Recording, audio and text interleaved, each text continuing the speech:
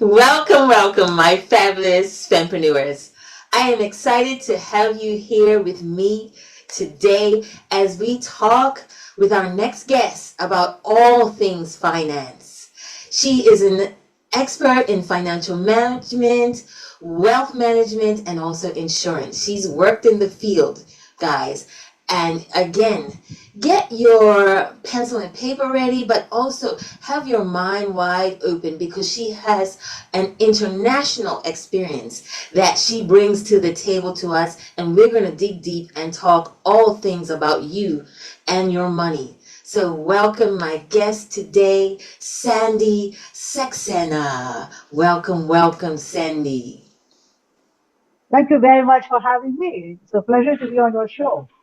Yes, and oh, the wheels are turning, and it's like, oh, where should I begin? But I will begin with talking about women and the pitfalls that we commonly fall into. Now, I know you're coming to us today live from Dubai, and that's a whole nother city and culture. I've been there, and I love the experience. A lot of money changes hands there. But let's just talk in general about the pitfalls that women fall into with financial management. Tell me more about it.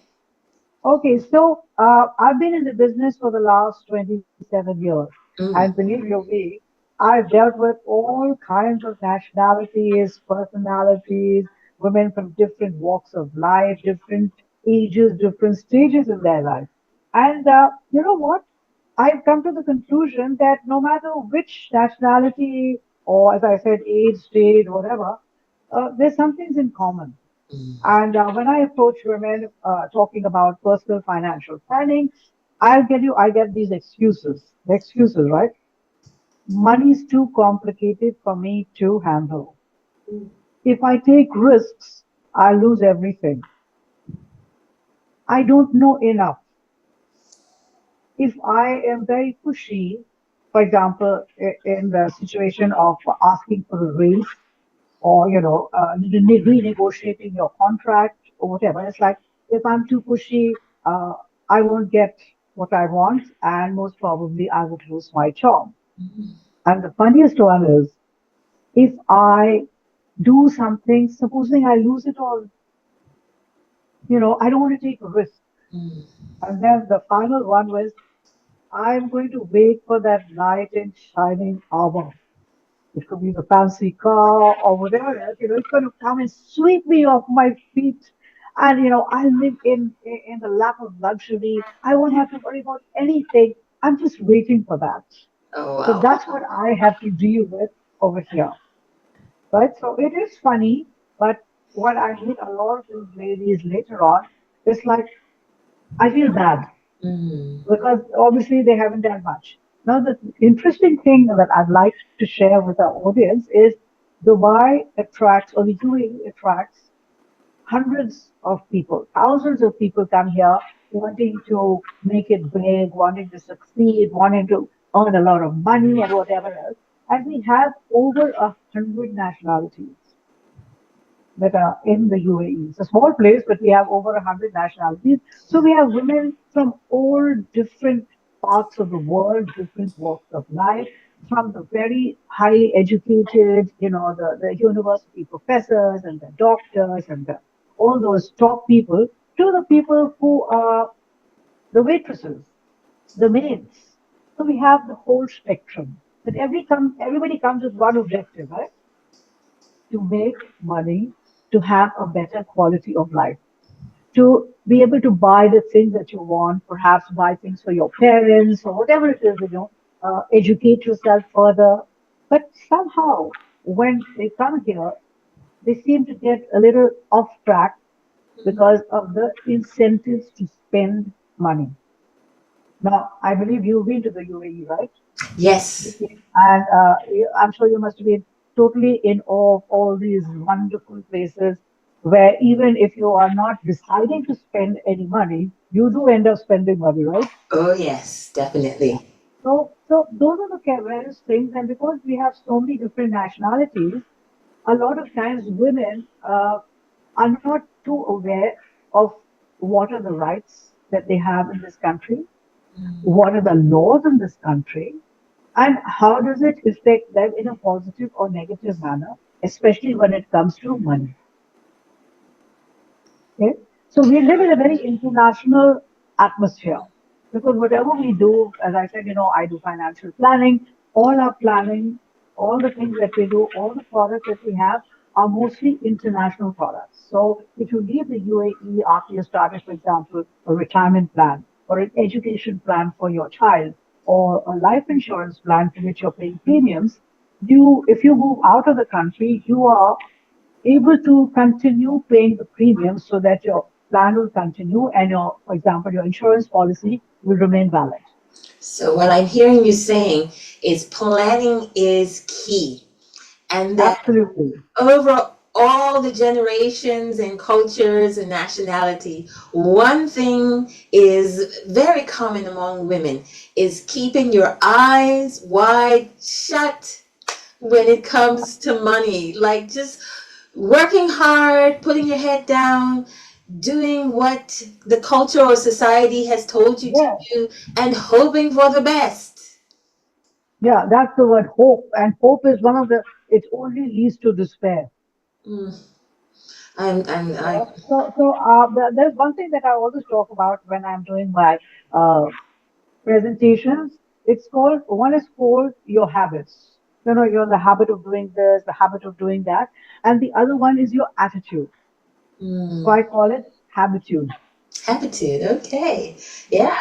And, Um, and in order for you to make a change in your habitude, you have to do whatever it is you have to do for a minimum of 21 days. So even if you're not talking about money, if you're talking about a diet, or if you're talking about exercise, if you're talking about giving up smoking, or whatever it is, you need those 21 days for your body and your mind to sort of say, okay, fine, I can do without this. okay. So I was saddened before, but now this is hopeful. 20 within 21 days, you can Yeah, start to shift your mindset if you exactly. set that Yeah. goal. All right, Yes. tell us more. Where can we begin? Okay, and now the other thing is I've realized that I can give you the best possible presentation, and I can give you all the facts and figures, and I can show you statistics, why you should do this, how it will help you. I can give you stories about it and whatever, and you'll be very nice and you'll listen and with a lot of interest as well, but you will never make a decision Mm, to commit. And why is that? It goes back to, and I think this is common knowledge, especially amongst all of us in financial planning, etc. It goes back to the money messages that were recorded in our subconscious as you were growing up, childhood, yes.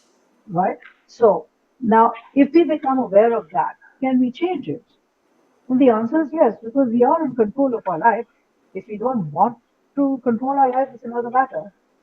But if we truly love ourselves, and I always say this, if you're talking about money and finance, and if you truly love and most important, respect yourself, Mm. you will be financially independent. Right, financially independent. Everybody says they want it, but wanting something and making it happen are two very different things. Tell us a little bit about setting goals for ourselves. Yeah. Okay. So I found again, and I am even talking about myself. Uh, when we are asked to set goals, it's generally, in a group or in some study group or some whatever it is, and we all asked to cut out pictures and make a vision board and all of that, right? And we do Masterminds. it as an exercise. We do it as an exercise, which means nothing to us because we do it just because we're supposed to do it. But have we taken ownership of it? Mm, And 9 times out of 10, we haven't. So I always tell women, I said, I don't know what kind of a lifestyle you want. I don't know what kind of lifestyle uh, you're having now, because that's something private to you. But all I can say is this: if you love and value yourself, you will make every effort, whether you're a working person or not, to pay yourself first. ooh, Hey, you're right? south So first. let us assume in this part of the world that you're not a working woman, Okay. all right? You're a housewife and you're doing a fabulous job of, maintaining a beautiful home, being there for your children, taking care of all the things while your husband has this job where he has to be away. So you may have sacrificed actually your career to be the mom, to be there. And I think that's an amazing thing Mm, because there's nothing more important in the world than motherhood, mm, right? And so if you made that choice, it's fine. But you must always remember if you're getting an allowance from your husband to run the house, take care of things, whatever, keep 10% of it. That's all. Start with 10%. And then keep it in a place where you cannot access it. So what does that mean? You should have your own bank account, right? okay. Okay. And when you start doing this 10% thing, so it's very simple. You first save, then you share, then you spend. Save, share, then spend. Okay. This is a cardinal rule. And if you're a mom and you're with your kids, whether they're teenagers or whatever, think about this rule. If you instill this in them, remember it. They take it forward in life. Mm. Simple, straightforward. Nothing complicated. You Mhm. don't require a dictionary. It's pretty simple. So what do you do then? All women, at least in this part of the world, it is again very important.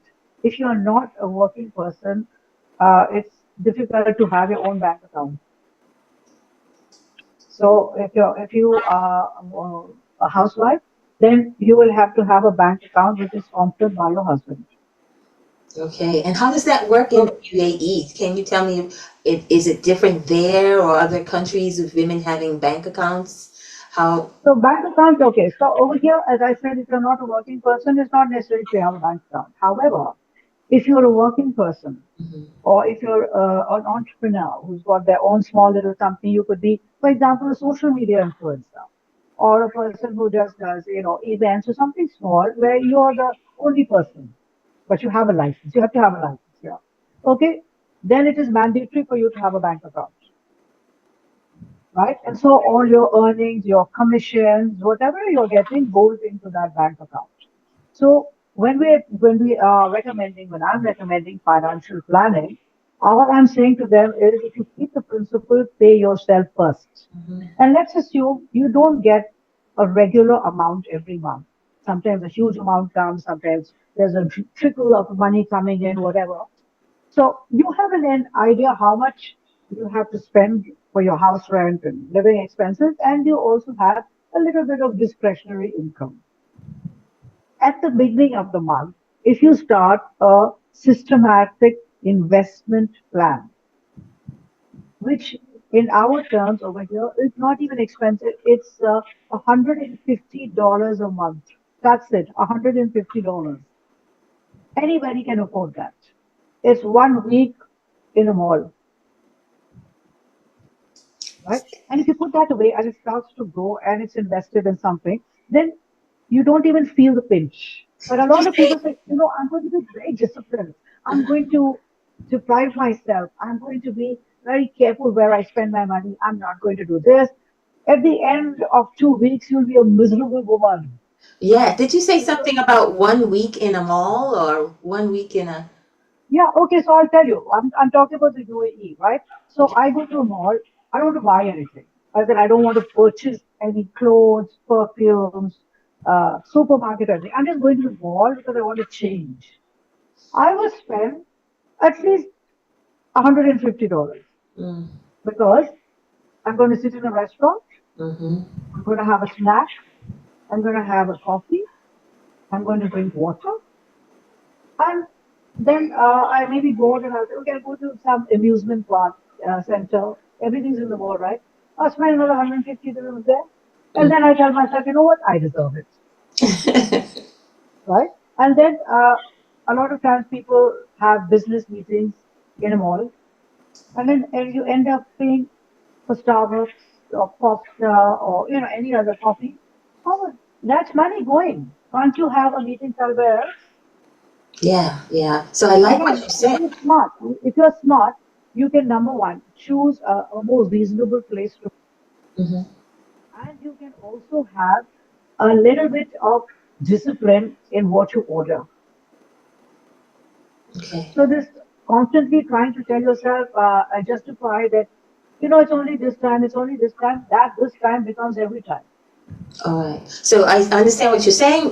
There's not, it's not overspending and it's not depriving yourself. Because a lot of people think that they are Yes, going to accomplish their wealth management goals by just depriving themselves consistently. And that's another way of keeping your eyes shut and not really seeing what's coming in and what's going out. So if we have this system, very simple system that you said a child could apply, it's first the saving, then the sharing, sharing, then the spending. spending. And I can imagine that child growing up and reaching the point where they have to go to university, and they've done this system their whole life. So Yes, the amounts get bigger and bigger, but they have an awareness of how money works and kind of a safety net. It gives you kind of a security. Okay, maybe some emergencies will come along. Maybe I don't have enough to pay for my whole college fund, but I'm getting there step by step because I'm in this weekly, almost daily process of managing my money at all times. Wow. yes. And I always tell women, managing money is not rocket science. It's the most common sense thing to do. And a lot of people say this, I'm not good in math. Mm. Women, I'm not good in math. These things, and I tell them, I said, you know what?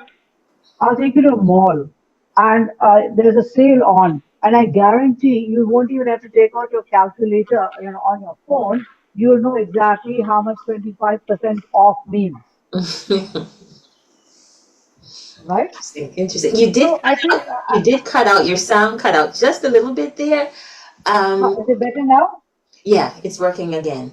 But I got the gist of it. The women are doing this in their head, but they think they don't know math.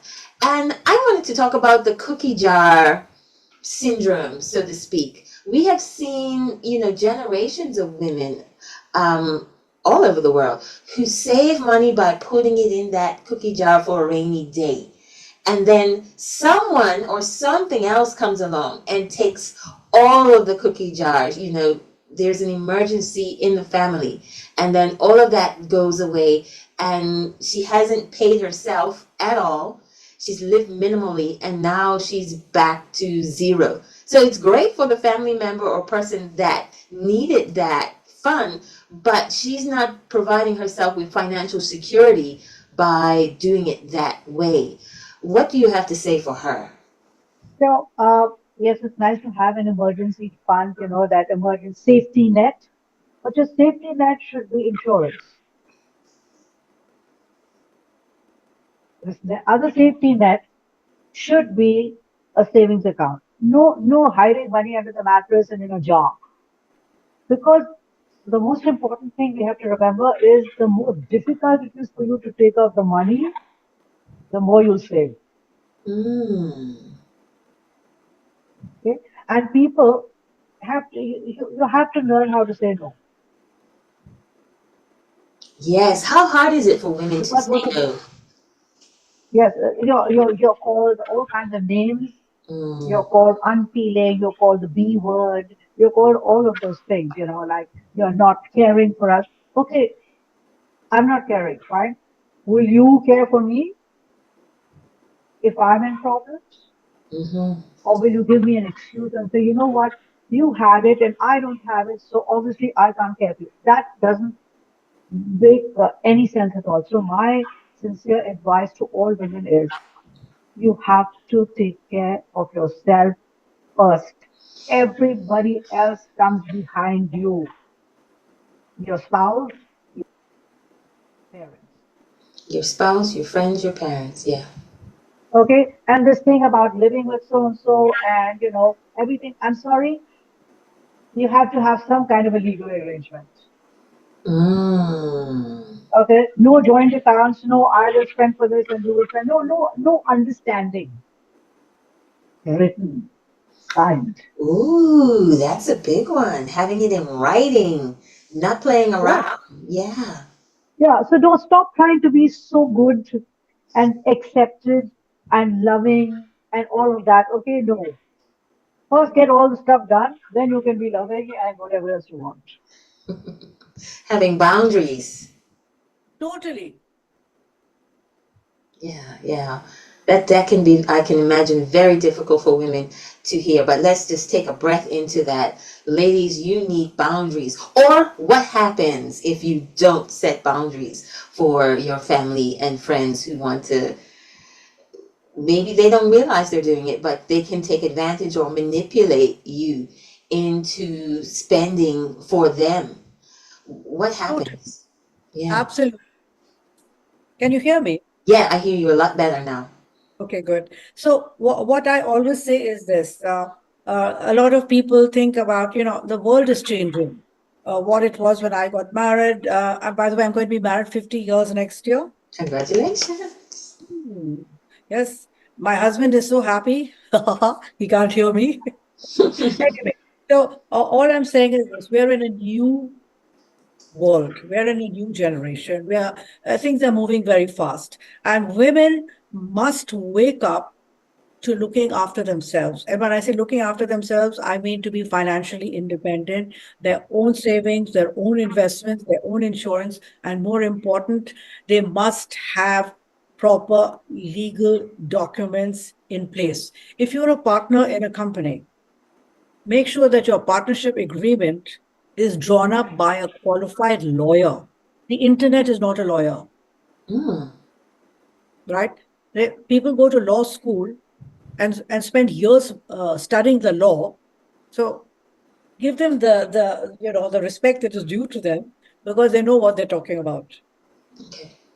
Okay, so very important to have your partnership agreements in place, even if you're a partner with your husband in the company.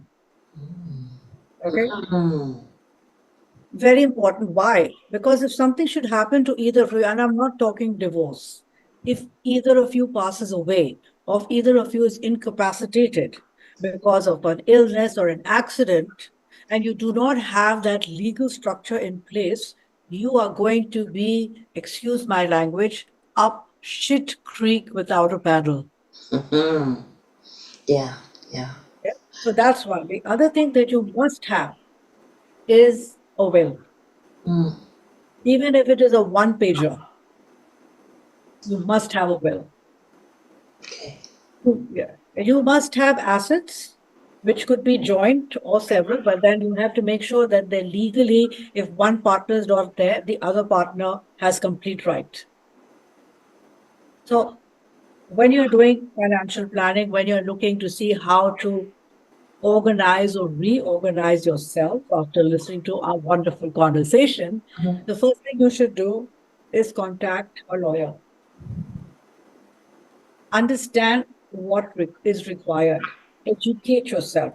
If you have a husband who is a very competent person and you keep thinking, oh, but he's taking care of everything, well, if he's not around, what are you going to do?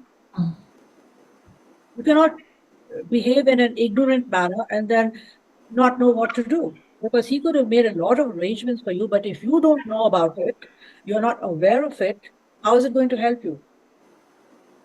Because money and the legal side is all interconnected. yeah, I'm glad you brought that part up about a will because that was one of the questions that I had is how important it is to have a will, even if it's the most simplest of wills, that letting people know who you want to be taken care of and how you want even your simplest assets, the car or just your household, how you want it to be run when you're not there. And of course imploring on your partner to make sure that you are stated in that will. Because if not, you know who comes in and takes everything? The bank, the government, they divvy it up and you can be left with nothing. Exactly, because if you, let's face it, no matter which country you live in, you have to live by the laws of the country. If you're an expatriate and you're living in another country, you have to know the laws of the country where you're living. Because as an expatriate, how does that impact on you? How does it impact on your financial welfare? Right? If you do not have a will, for example, in this part of the world, and your spouse passes away, or you as the whoever it is doesn't have a will, they don't know what law you're supposed to apply. They will apply Sharia law, which is the Muslim law. Now, if you're a Christian or a Hindu or a Buddhist or whatever, that may not apply to you, but that's the law. That's the law. So if it's the law, Sharia law, then all the male members on your husband's side of the family are entitled to a share of whatever he has, and you will just get a portion. Ooh. That is the law. Wow, wow. That's a good example for women to wake up. If you don't know what the law is at all, you haven't taken the time to just read, research. So what if you're not good at math? You can read and research and find out what your rights are if the person who you expect to take care of you for all of your life suddenly is no longer there. You know what you have to stand on, and you Yes. can put things in place beforehand. Yeah. And the Um, other thing that I'd like to, I know you may have some question, but I think yeah, this is a very important point that I would like to bring out sure, go is ahead. expatriates marrying in the UAE or getting divorced when they're living in the UAE. Nightmare. I know personally of an Indian lady who married a guy from Spain. So they had a civil marriage here, but he was very smart. He then got it registered through the Spanish embassy. Therefore, the laws of Spain applied. Hmm. And then they were working together. So they bought a house together. And, she was contributing and everything was there. But then he decided to divorce her. And she couldn't get a single penny of what she Oh, had invested in that house with Spanish law applied. wow. House, business, all of that. So fempreneurs, pay attention to what your rights are. Um, and when I hear you speaking, I can hear women in the background, maybe in the back of their head, in denial, saying, well, I have a very comfortable paycheck and I have a very good savings. My husband has a good paycheck, he has good savings. So this kind of thing doesn't really apply to me. I have enough. And then I have other women, I can think of other women who are maybe living paycheck to paycheck. They have more service jobs which can go up and down. And they're thinking, well, I don't have enough to really make a financial plan. I'm not there yet. When I get a little bit more, then I'll think about planning. Tell me about the dangers of complacency on both sides of the spectrum. Okay, so let's take let's say the lady's married and her husband is a successful person, either in his job or in the business that he runs. And so she has this and I'm a good example. She has a very cushy life, wonderful holidays, entertainment, joint bank account, taking out money, all of that, supplementary credit cards, right? And then not being aware of what is the actual financial situation. That's one. Like, how many loans does my husband have? How many does he pay the credit card bill in full? Does he have any other outstandings? Has he taken money and overdraft facility for his company? All different kinds of things, right? And on the other hand, he could be very good in investments, and he has a lovely portfolio that's generating a lot of income, and you are, of course, enjoying the benefits and the fruits of that. So something happens to him. Let's say he's not even passed away, but he's just incapacitated. Do you know anything about the insurance? Do you know anything about the investments? Can you handle the investments? He has worked hard, he's worked diligently, and he's created this amount of wealth. What are you going to do with it? Just spend it? Or are you going to be able to generate income from that? You cannot do that if you don't know, Mm. right? So it is your responsibility to learn to understand. And these days, it's not difficult. You can learn courses, get courses online. You can read a lot about it. You can reach out to people and to understand, yeah, okay, I want to understand how to buy stocks. I want to understand how to trade. I want to understand. That's all it takes. Instead of wasting your time doing something that is of no value. You have to take responsibility. If you also truly love and respect your husband, you will do it. Okay, I can imagine that being a difficult conversation though, if you got married on the premise that, okay, he's doing well financially and he will take care of me. But what about the woman that is also successful and she has a good career and is making good money? Does she just need to throw caution to the wind and say, I have enough. If something happens to him, I'll just keep going? Yeah. When couples have got independent income sources, one could be doing a business, one could be working, or whatever it is, doesn't matter. But they have independent sources. I always advise this: yours, mine, and ours. Your investments and bank accounts, my investments and bank accounts, and ours. Hmm. Okay, so we both contribute, and we're taking. It's not a burden on each one. We're both contributing to this. What's it called? Family fund or Yeah. right? But we're still maintaining our financial independence, not because we don't trust you, Hmm. but because it's the wise thing to do.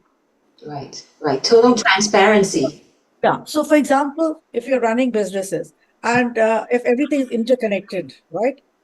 Uh, and something happens and there's a court case against the business, Mm. you will be drawn in. Your accounts will be frozen as well. Mm. Properties can be attached, but if it's not in your name, if it is in my name and not my husband's name, they cannot attach it because it doesn't belong to him. I, So, yeah. what I'm saying is you need to be smart. Yes. Yes, and I would say that transparency is very critical here. If this person, and you're in this relationship and it's love and all of that good stuff, you have to implore on them that you need to know what they're doing as well as share what you're doing. Exactly. Because, as you said, the things could get frozen. They could be building up debt and you don't know it, or they could have a lot of wealth, and if something happens to them, you have no keys to that fund. Exactly. Gone. It's gone. I see.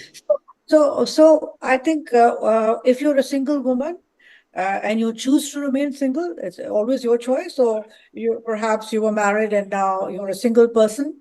You are totally responsible for yourself.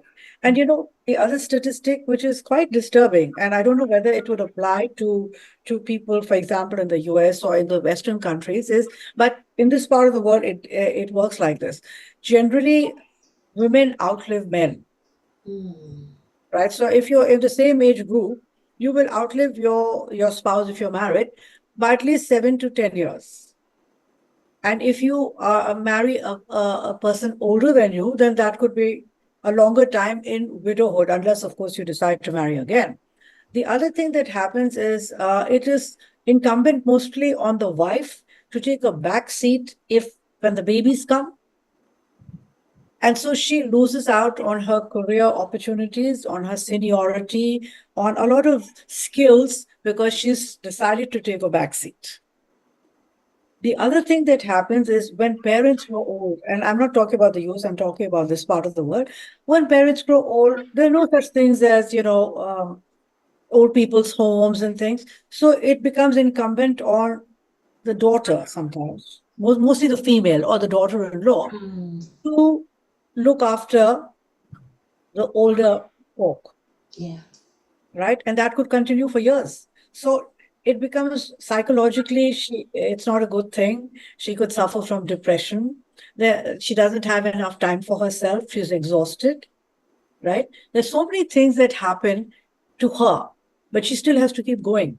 And the most important thing is if she is a person who's been generating income, that stops. Hmm. Hmm. So how is she, if she's wise enough while she was working, to let her money work for her through investing. Wow. making sure that the money continues to grow, not in a bank account, because any money that is put in a bank is meant for the bank to lend to other people and make money, not make you making money, Okay. Make your right? money work for you. Hmm. Yeah. So the women need to understand, no matter what your age group, whether you're a working person or not, you need to understand how you are going to remain financially independent. Yes, I love that point because culturally, I've heard it, we've all heard it. Oh, have someone to take care of you, or you don't want to die alone. And at the end of the day, I've seen this, worldwide, the women tend to outlive. So she becomes the caregiver for him. She's becoming the caregiver for his parents, who remained her parents. And that's a huge financial burden to take on for one person. So this is why it's very critical to start at any age to build your financial independence for that kind of future. You love your loved ones, do it now because the kids aren't coming in there to help you. They're probably coming in to ask for more help with whatever they're going through in their life. But let's talk again about the woman who's in the service industry. She works at a hotel. Her income is not so high, or she works maybe freelancing, something of that nature, where her income is not steady. And she thinks, no, I can't do any planning because I don't have enough to plan with. What would you say to her? Okay, so I'll use my own example because I've never had a salary. And when I started working, it was commission only, and it still is commission only. So I have no idea whether I'm going to close a number of cases. What is the case size going to be? Could it get delayed? Yeah, there's so many different variables about what it is that I need to do in order to ensure that I've got some kind of a steady income flowing in. So and this is a great thing that my company does, is at the beginning of the year, they ask us to do a forward planner. And this applies to anybody can do it. In fact, I'll share the thing with you, and you can maybe send it out to your network. So Sure. in the forward planner, assuming that I am paying for everything, in that the house rent, everything is itemized. Every single thing is itemized. House rent, groceries, you name it, is there. And you put what you're paying now. And then you have to take the most important thing into consideration. This is something which I call the silent thief, because it is ever present, it is always there, but you may choose not to see it. It's called inflation, Hmm. right? So Yes. when planning for the year, we have to have everything has to go up by between 5 and 10%. Mm. So if I was spending, let's say ballpark $5,000 a month, I have to add 10% to everything in that itemized list. Then I know this is the amount that I would require to maintain the lifestyle I have now, not to improve it, right? Then I start looking at my wish list. Do I need Yes. to upgrade my wardrobe? Do I want to go on a holiday? Do I want to take a course that would, improve my marketing of myself, where I could generate more income, uh, whatever else, right? Then you write all of those down, and then you break it down into how much will it cost, not annually, but per month.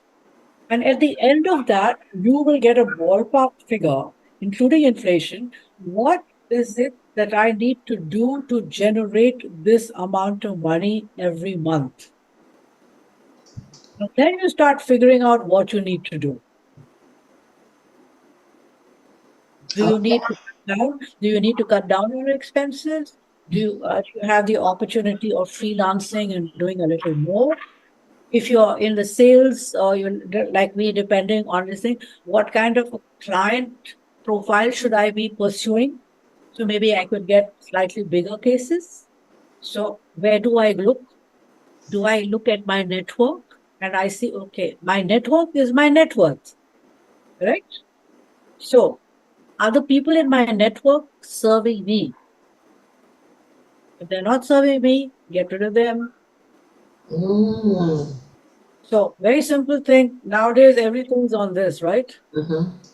WhatsApp, all kinds of things. Just if you there's nothing interesting on television and you don't want to play a game and you don't want to play with your cryptocurrencies or whatever you do, get rid of the names. Mm. Look for people who can assist you. Can they get you more business? Can you approach them for a higher plan? Can you upgrade their plan? What are the various things you can do? It's not rocket science. Mm-hmm. It's common sense, but then we all know that's not common, right? How is that not common? And it's just that fear there. I can imagine the fear of taking that first step. But you break it down so simply. I think a lot we've heard before about how to budget, and I'm glad you talked about the silent thief, which is the inflation. Adding that on, that's the first for me to hear that. And now we just have to consider taking that first step of looking at the numbers, and you can make a game of it. The way you explain it, it sounds like it could become fun after a time because you're so used to doing it. 21 days, that's all it takes to start. It is quite simple, Mm-hmm. if you come to look at it, right? We have 24 hours in the day, and let's say that we sleep between 8 and 9, or sometimes 10 hours, and we watch our favorite shows for another 2 hours, and we still have at least an hour and a half of me and my money time. Mm. Okay, all right. And some of us don't even spend that much on a month, but really making it a priority, looking ahead to the future of yourself, your kids, your family, and just overall your health is so critical because you can also become sick with all the hats that you wear. It's so critical. And I just want to get just a little bit more detail. You said you're using yourself as an example, and you did not have a steady paycheck or salary. So how did you build up your wealth? Okay, so as I said, when I started working at the age of 44, Mm, before that, I hadn't worked a day in my life because Indian cultural system, you graduate from university. So when I was in my final year, I met my husband, and right after university, got engaged, and then the following year, I got married. And in the traditional style is the husband goes out to work and the wife looks after the home, which was fine. And by God's grace, my husband is a very successful lawyer, and his career grew by leaps and bounds. And so, from being used to a very frugal lifestyle, because we come from very what should I say, humble beginnings. how beginnings?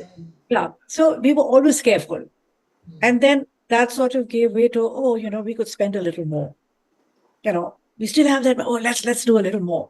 And so eventually we have the most luxurious, extravagant, lavish lifestyle. And in my mind, when you've had that for close to 25 years, you think it will go on forever. Mm, Okay, so if my husband had certain shortcomings, I had more because I did not take responsibility. mm, I assumed that everything will just continue, right? And when things went downhill, it was a major shock, and we reached a stage where we didn't have anything. And that's when I decided that I could not just sit at home and wring my hands and be this wife who was constantly on my husband's back. "Oh, what are we going to do?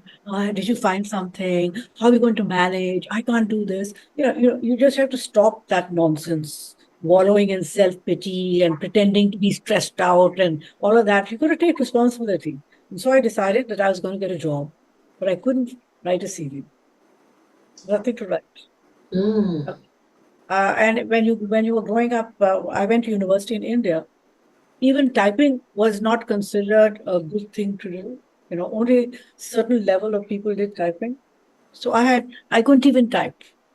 I was computer illiterate. So age was against me. And that's what I always say this, there's no stage or age in your life where you cannot learn to do something. But who's going to give you that opportunity? Yeah. There were a lot of rather rude and hurtful comments, like, we don't have time to waste on you kind of stories. But I do a presentation which I'd love to share with you. It's called Belief and Intent. So when you believe in yourself and your intent is very clear on what you want, you will get it. And so I got a job. And what was it? Financial planning, something that I really needed, right? And I was excited because it was the first job that I was offered. And my first question was, what's the salary? Because again, my mindset was, I'll get this set amount of money and I can help pay this and this and this. And my boss said to me, there's no salary. And I said, I can't take this job. And he says, you're not thinking clearly. This is an opportunity for unlimited income. If you put in the hard work, you will see the direct results coming to you. It's not like I work my ass off, long hours in some corporate place and I get my salary and whatever else, and then I get a raise at the end of the year based on some HR and my bosses who may not like me, Mm-hmm. right? Doesn't it happen everywhere in the world? Yeah. How many times you're passed up for promotion because the man is more deserving, where you have to work double to prove yourself? Okay. This was an opportunity where I had to work hard enough for me, and I saw the direct results. Could I get a bigger case? How many cases could I sign? How many referrals could I get? How could I leverage all of that to make something bigger and better? No limitations. So I helped clear all the loans, all the outstandings. We did, and I enjoyed doing it. I then paid for my own travel. I qualified for the $1 Million Roundtable for years on end, which is the MDRT in the US. It's headquartered in Chicago. Could you say that one more time? Your sound cut out. It's called, I qualified for the. it's called the $1 Million Roundtable, Mm, MDRT, and it is headquartered in Chicago. mm-hmm.